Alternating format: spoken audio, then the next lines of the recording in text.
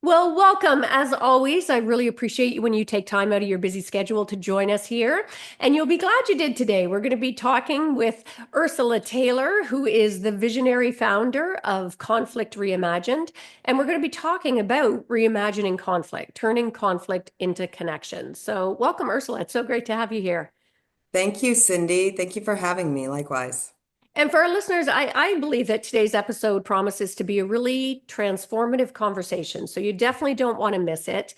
For those of you who may not know her, Ursula is a conflict strategist, a mediator, a speaker, a consultant, and she, like myself, is on a mission to radically shift the way that we understand, the way that we navigate conflict, and trying to get away from those fear-based models, the competitive-based models, and that avoidance kind of model to one of growth and transformation. So, drawing from decades of experience and a really deep commitment to justice with a capital J, but also emotional justice and relational repair, which we often forget when we're on the subject of conflict. Ursula helps individuals, teams, organizations to be able to actually embrace conflict as a catalyst, use it to actually propel better connection and clarity, and maybe see some courageous leadership coming out at the other end. So, and if you're individually here, if you've ever struggled with maybe a difficult conversation, or like many of my listeners I know who perhaps avoid those difficult conversations, worried that it'll be a confrontation, and or if you find yourself triggered whenever there's tension, then this conversation is definitely going to be for you. Go get a writing utensil or whatever you use, because we are going to explore how to reimagine conflict through, dare I say, a feminine lens, where we leverage empathy and presence and power, all of those things that are so much a part of the art of feminine negotiation, so that we don't just manage that conflict, but we can alchemize it into meaningful change. So let's dive in. So, Ursula, what inspired you to launch Conflict Reimagined? Was there a particular moment or a conflict that catalyzed the vision, or was it one of those growing things that evolved? Yeah, great question. It's been a lifelong journey. I came into the practice of law. I practiced complex commercial litigation for 17 years. I developed a niche around managed care healthcare litigation. Yeah. And I went through every form of law firm, from a big firm right out of law school to a litigation boutique and ultimately my own firm, never feeling like completely settled Yeah. on how disputes were handled. I think I started with this idea that conflict could be handled in more elevated ways if we could leverage and effectively utilize legal systems. Yeah. The idea that if it's smart people with law degrees and judges and big words and everyone's wearing a suit, that this would be a more refined and elevated way and ultimately a more effective way to deal with disputes. And then as I went on, I thought, my problem is that I'm not a partner. I need to climb the ladder. And then it was, I need to grow my own practice. I need to have my own clients. I need to have my own firm so that I can really be free to think about disputes differently. And then about 4 or 5 years ago, in my own law firm, working for my own clients, I still felt really constrained and limited. And I got to a point where litigation just felt like a hamster on a wheel. It felt inefficient and ineffective. I've always been an intuitive person. Yeah. So, and I want to serve. I want to serve my clients. I want to deliver results. I want to help them get to where they want to be. And running a litigation didn't feel in alignment for me. Yeah. So I closed my litigation practice and I took some time to just write and think. And I conceived of this idea of Conflict Reimagined, which is a consultancy where I can bring my litigation expertise and background in terms of understanding that process and what it is and what it isn't, but also bringing forth more holistic strategies to Yeah. dealing with the root of conflict so that clients and leaders can get back to doing what it is they set out to do, Yeah. which is not winning litigation. Yeah. And I love that because we saw, I mean, I think we certainly see this in the legal profession. And I think you became less and less aligned to seeing litigation and arbitration as sort of the most effective means to get desired outcomes. And so I want us to really dig in and unpack how we can maybe get those better outcomes. And certainly for the lawyers who are listening, I hope you are listening with open ears to this, because, and Ursula and I were talking just before we came on here about how deeply systemic some of those issues are. But it ripples over, would you agree, Ursula, not just into law, but in business and politics in so many areas today. We're seeing that same kind of take no prisoners approach that doesn't get best outcomes. Would you agree with that? I absolutely agree with that. And I think the most important piece that's misunderstood within the practice of law, politics, and beyond is what is the root of conflict? What is the driving force that keeps us in a protracted dispute or tension point? The answer is human emotion. It's always human emotion. And there's not a formal place or direct way that we deal with human emotion in legal process or in corporate structures or systems or politics. Yeah. Well, and not only is there no place built in for it, but I don't know about you, but I find I was taught or certainly conditioned that emotion has no place in those forums, right? And which completely ignores that we are emotional beings. And if you learn how to deal with the emotion and factor in the emotion, you're just going to get better outcomes. So why don't we sort of kickstart? Because I'd be interested in how you define conflict in your work. I know when I was writing The Art of Feminine Negotiation, I started looking up dictionary definitions of conflict. And it's like, it's no wonder the system is so broken. I mean, some of them, I think one of the definitions was someone about seeking physical harm, Mhm. to others. So I'd love Mhm. if you could talk a bit about how maybe you define conflict, because I love your approach that we should be embracing it if we see it as a positive. And what common misconceptions do you think people carry about it?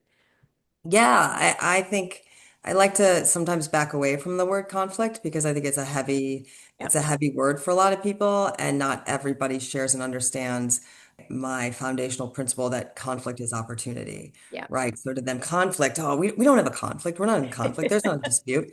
They yeah, get nervous, right? They don't want that word attached to their relationships or their teams or externally or internally.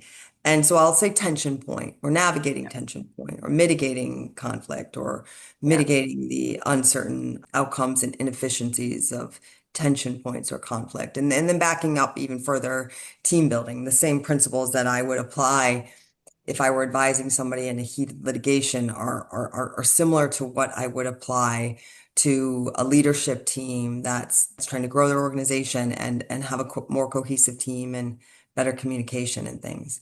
And it starts with understanding that it all drives from emotion because everything we do as humans comes from emotion. And this idea that emotion has no place, it's like, good luck. yeah, It's possible.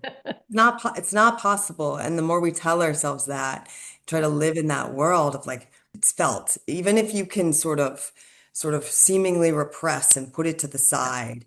Now you're dealing with probably some more passive behaviors yeah, and you're exemplifying sort of repressing feelings or pushing things down. And I've worked in those spaces and it's not effective, it's not sustainable, it's not efficient, and it's not the path for the highest and best sort of results. yeah. And in fact, it comes out in more toxic ways. I find when we try and repress, and we're seeing this play out on the political scene. I don't want to get Mhm. into the politics of it today, but Yeah. I think when everybody's trying to repress that and purport to be coming from a strictly analytical place, we end up with very toxic outpouring and irrational decisions being made. So, Yeah. What's happening in the political arena is the same. yeah. It's when we ignore emotion, we don't do ourselves a service. We're facing it, becoming aware, becoming conscious of it, and Yeah. utilizing strategies to do that is actually the Yeah. path for more Yeah. efficient. Yeah. And when you talk about that, sort of taking that different path, in your experience, let's talk a bit for our listeners who may still be not 100% understanding.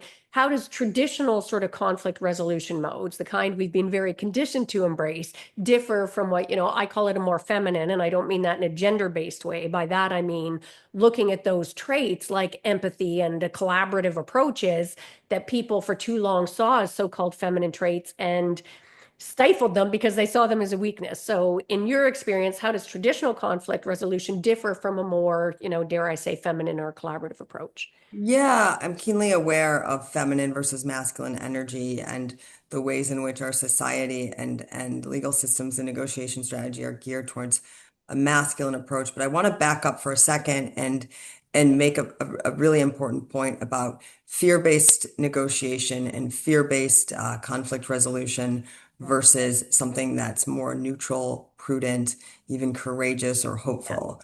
And it's about the energy that you create within yourself that you emanate outward. It's not outward in, it's inward out. Yeah. And so when we can build the capacity to develop a self-awareness and strategies and tools for, you like to use the word transmute or alchemize. I think you said alchemize to change the energy that affects the entire process. Yeah. And that's the most important first step Yeah. is making sure we're not operating from fear. Yeah. And then to your point about masculine versus feminine, I agree. I think, the masculine model and the masculine way of being and doing it permeates our society all over through legal systems and law firms and corporations and corporate culture. And, in the United States, look at our president. It's Yeah. very masculine, get what you want, At assertive, all cost. Yeah. and it just hovers into fear. It starts to feel like almost a fear. I think the more feminine way of going about a negotiation to me would be more receptive, more receiving, more ability to have like a sense of surrender. And I actually think it's a more powerful I agree. energy to Yeah. bring to negotiation or conflict. I love that. And it's interesting when you think about fear, right? I mean, the fear itself, you've got, the fear of the unknown, all of these things that come into conflict or tension points, as you call them, which I love, Mhm. in our negotiations, even our day-to-day negotiations. But if you look at the acronym for like fear and break it down as well, you've got that fear, ego, attachment, and reactivity, all of which combine for just a sort of nuclear outcomes instead of more productive outcomes. So, Hmm. Hmm. what role would you say? I mean, empathy obviously would be one of those traits that I think would fall under the more collaborative kind of approach.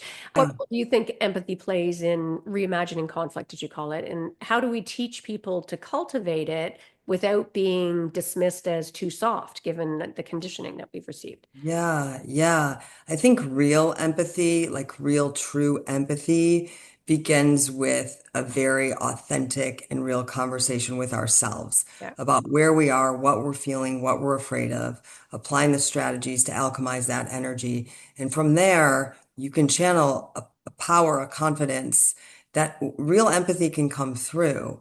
People confuse empathy. They think it's like you mentioned, you're being too soft, you're yeah, giving in. But if you can get to a place where you literally are just observing the other person in their own fear-based emotion, and you're not triggered, you're yeah, not going there, you're grounded, you're clear, it's possible to just have empathy and observe yeah, them. Now, yeah, if you are being triggered, if you are being touched, if you're feeling a sense of defensiveness or righteousness or those things, then you kind of have to go back to step one, which is stop, slow down, develop yeah. some self-awareness, and get clear on yourself. Yeah. I love it. And so much of that is just showing up, being more intentional, right? It's one of the words. Mhm. So I really agonized over whether to even use the word negotiation because much like you were saying, the word Mhm. conflict, it's so loaded and people come. So Mhm. if we start thinking about, negotiating with ourselves, negotiating with our kids, negotiating with their Mhm. partner, we can show up with a little more self-awareness. I love that. Mhm. So can you maybe walk us through, just pick a simple but sort of transformative strategy or tool from your arsenal that our listeners can use the next time they find themselves in a tense or a high stakes situation? Right, right. I think taking the space and time to get self-aware and Yeah, get conscious and identify your feelings, identify your fears, strategies to release that. From there, you will get the clarity that you need in terms of how to approach the other side.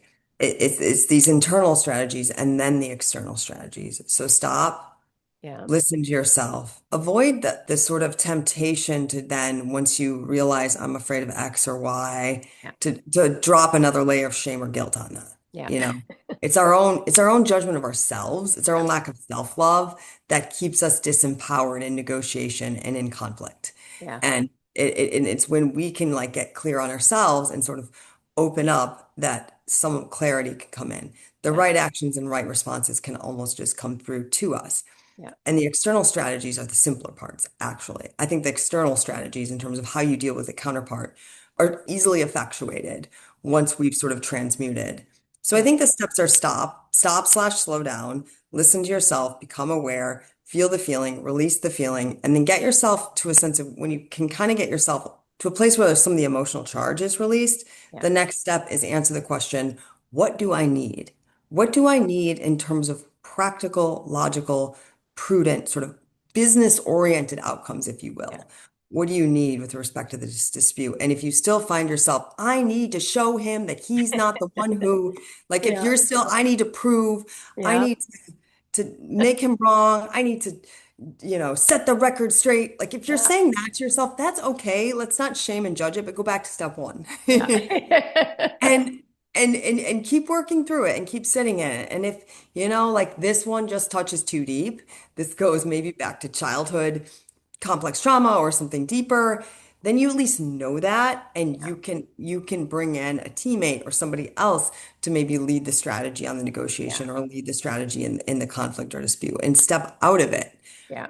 So I think those are some key things. And then once we've sort of developed our own awareness about our own what thread we have in the tension, the strategies for dealing with your counterpart for me are just creating the space for them to then do the same work, Yeah. essentially. Creating a sense of psychological safety, helping them feel heard, Yeah. regardless of whether you agree with them, Yeah. so they can begin to unravel some of the fear and Yeah. fear-based emotion. Yeah, I like that a lot. And I find it's helpful too when you say that sort of internal exploration, if you will.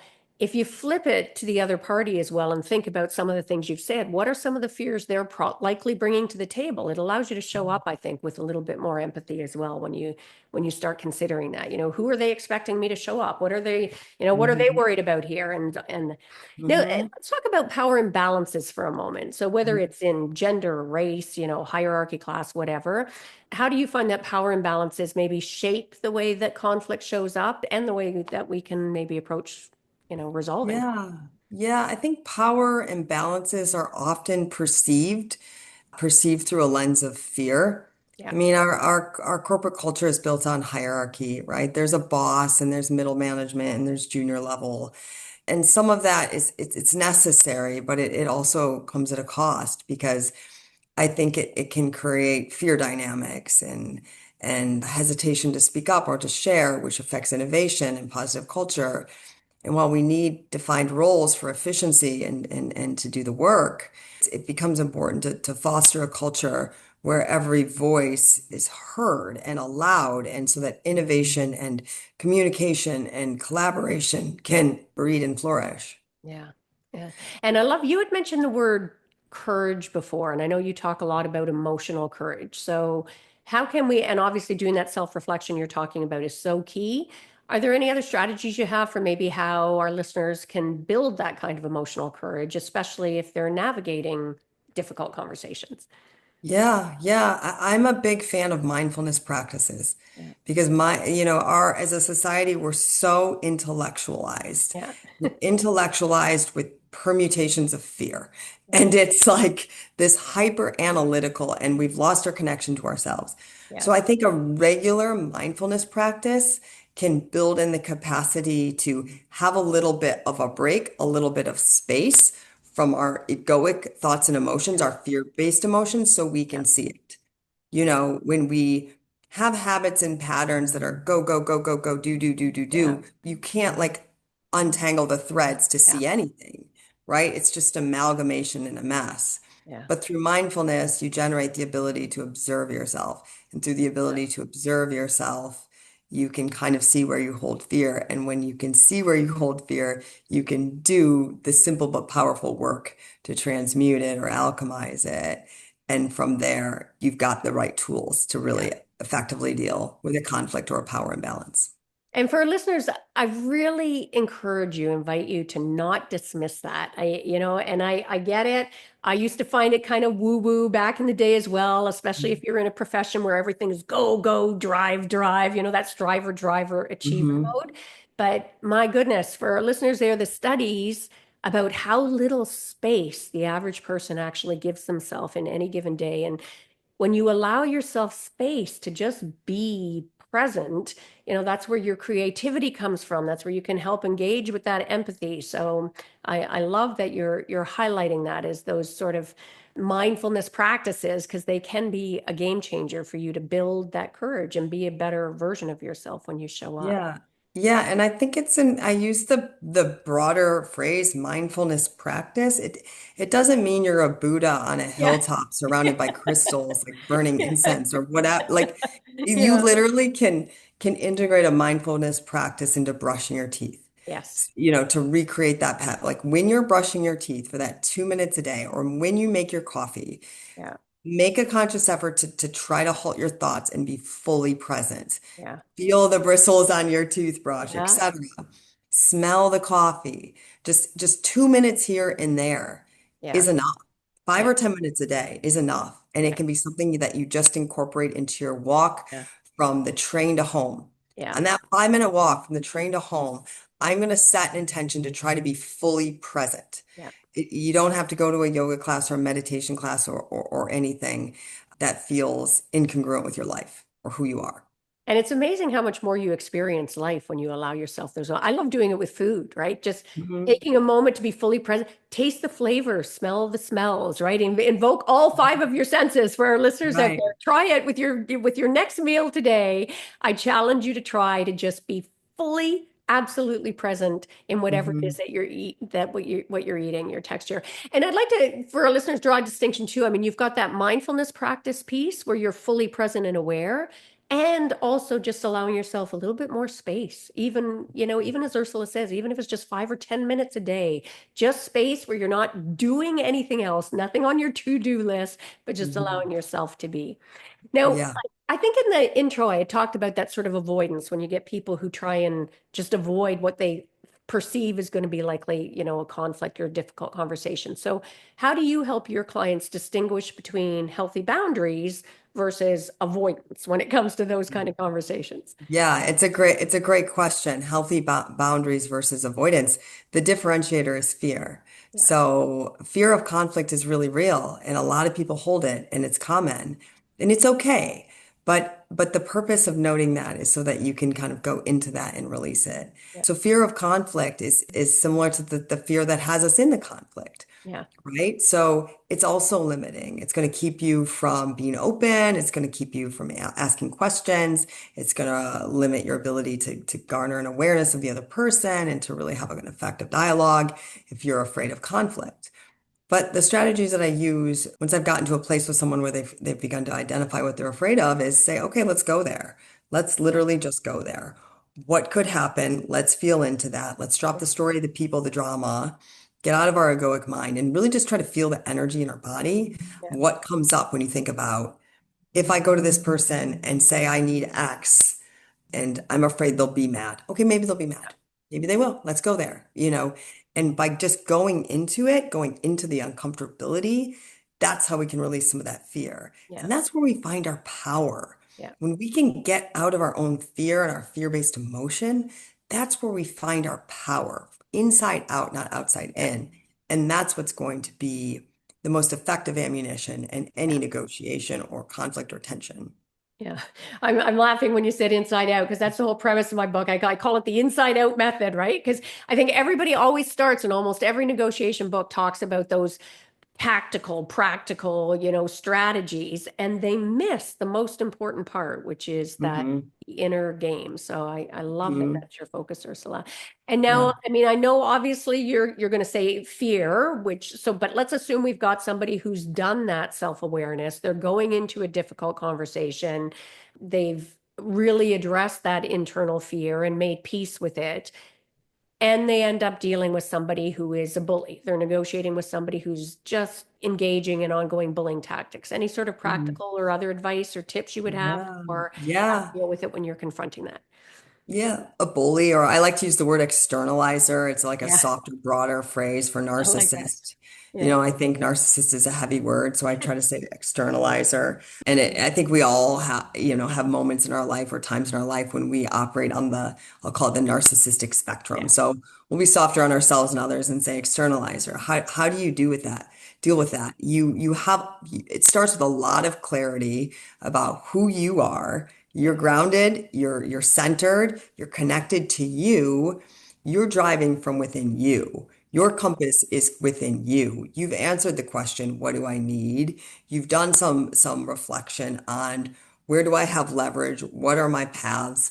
What's my A, B, and C? What can I control? What can I not control? You sort of know where you're operating and you're bringing the right energy, but you're with someone who is just Yeah. deeply insecure and externalizing and won't and can't. Yeah. And in those situations, it's just really important to know what you can control and what you can't, and not get triggered and lost in the emotional drama.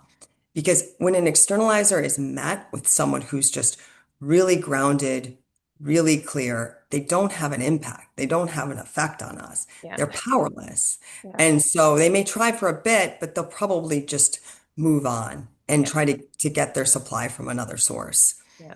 So you may not be able to convince and compel an externalizer or a narcissist to do what you want, but Yeah. you'll be really clear on what power you have and Yeah. where you stand, and that will serve you greatly. Yeah. Nice. And where do you think, like we had mentioned about culture before, in terms of that, sort of bringing in balance to the table? How do you find cultural norms or, systemic bias? There's a lot of chat about that these days, impact how conflict is handled, right? Especially for, women and other marginalized voices. Yeah, yeah, I think it would be specific to the people. So much of what I do is really highly customized to the people and the situations and the emotions that are there. But I think when you're dealing with, bias, it's even more important to know who you are and understand your power, Yeah.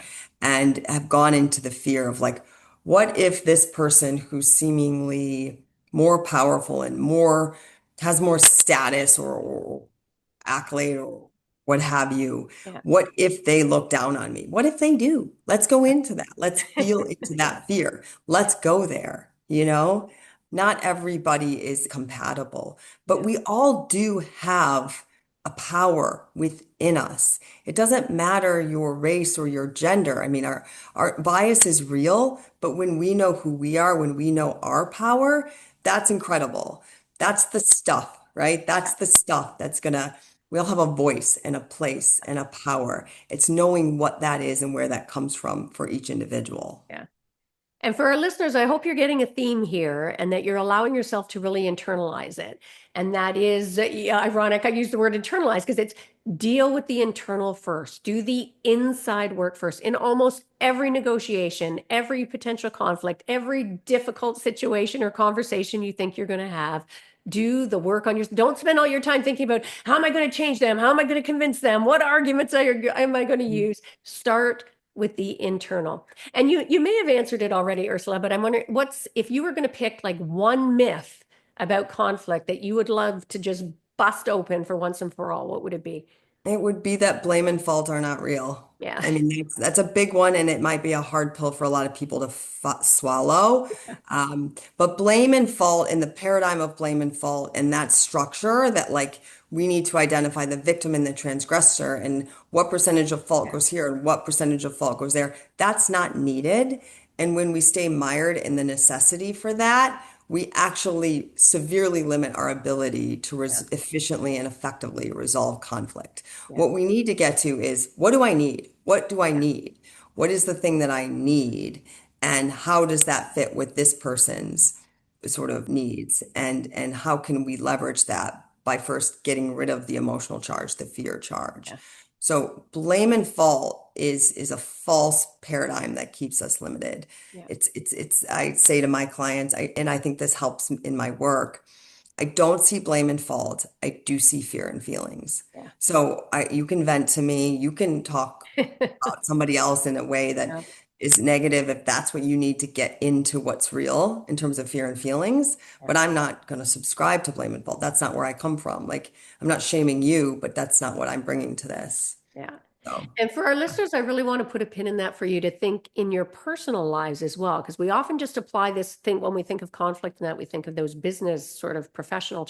But what Ursula was just talking about, we see probably as if not more often in our personal relationships. And again, be really honest with yourself. Are you keeping a list of transgressions of your partner, right? Keeping score of all the things that they do that piss you off and that you're going to throw back in their face the next time when you're trying to move something forward. Not an effective way to be able to actually handle getting best outcomes, that's for sure. Mhm. And do Mhm. you have any, was there maybe what would you say is the most surprising lesson that dealing in conflict has taught you, if anything? The most surprising lesson, I think it's a positive one. I think it's that we're more powerful than we realize. And what I'm talking about here in terms of finding our own fear in our fear-based emotion is sort of the natural underlying hope and desire of everyone. We all as humans want connection. We Yeah, all want to do the things that we're here on earth to do that yeah, align with our gifts and our goals. Conflict keeps us away from that. yeah, So when you're dealing with it with the right lens and the right attitudes and the right ground rules in terms of what do I need versus blame and fault, it unravels more easily than you would expect. yeah, And externalizers are their own challenge, that is, I admit, a yeah, more challenging yeah, situation. But for people who are willing to at least willing to be self-aware, yeah, at least aligned around a goal that is not make someone wrong, it's not that hard. yeah.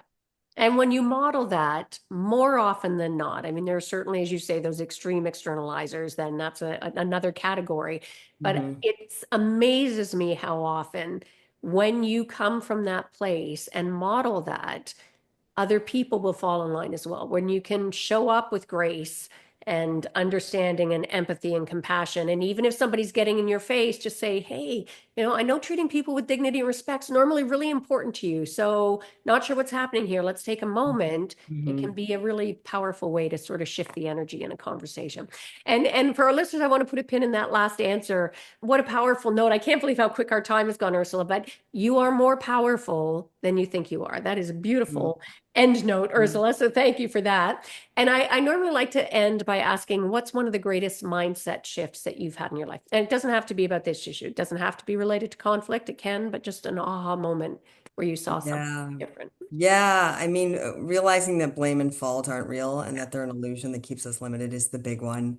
There are more, but Yeah. it would take me a bit more time to go Yeah, into them. that's But fair. the blame and fault one's a big one. And so Yeah. I would encourage listeners to kind of consider that. Yeah. Yeah.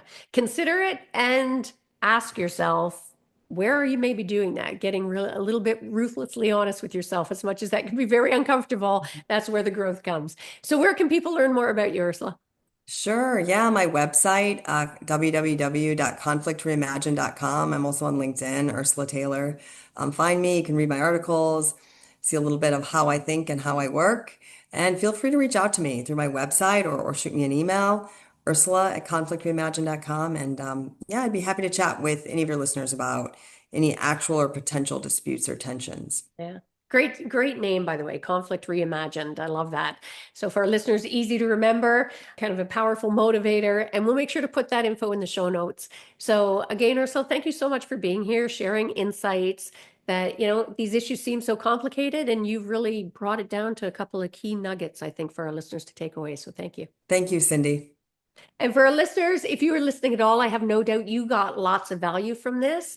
Feel free to re-listen to the episode. Sometimes things hit us differently when we hear it at different times or when we're in a different state. So I invite you to do that. And also, as always, I'm a big advocate of giving the gift of sharing. Share this episode with other people in your life. We all have tension points that arise in our life, and being able to better navigate those will help you negotiate a better life. So do make sure to share.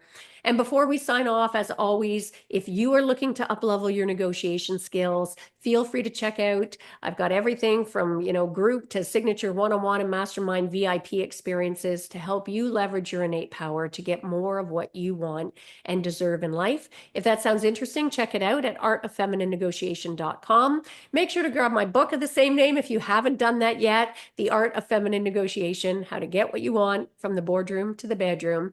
And that's a wrap for this episode. So until next time, go forth and negotiate your best life on your terms so you can stop missing out and start getting more of what you want and deserve from the boardroom to the bedroom. Until next time, take care.